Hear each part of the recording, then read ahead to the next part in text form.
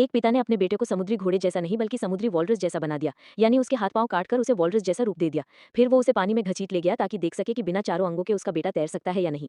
जिंदगी बचाने के लिए बेटा जी जान से तैरने लगा। जब वो पानी के अंदर डूबा तो उसने देखा कि वहां पहले से कई शव तैर रहे हैं। वे भी इंसान थे जिन्हें वॉलरस में बदला गया था। तभी बेटे को समझ आया कि ये पहली बार नहीं है, उसके पिता पहले भी ऐसा कर चुके हैं। 3 दिन पहले पिता ने बेटे को समझाया था कि उसे वॉलरस में बदलना एक प्रयोग है और वादा किया था कि बाद में वो उसे फिर से इंसान बना देगा।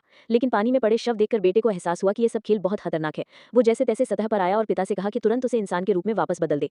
पिता को भी पछतावा हुआ, लेकिन उसने कहा कि वो अभी इंसान बनाने का तरीका नहीं ढूंढ पाया है। बेटा ये सुनकर आंसू बहाने लगा। पिता ने उसे दिलासा दिया, फिलहाल मैं तुम्हें वॉलरस की तरह तैरना सिखा सकता हूँ, ताकि जब मैं ना रहूं तुम खुद समुद्र में जाकर मछली पकड़ सको। मैं इंसान बनाने का तरीका खोजने की कोशिश करता रहूंगा। ये सुनकर बेटा भीतर से टूट गया, लेकिन अब उसके पास इंतजार करने के अलावा कोई चारा नहीं था।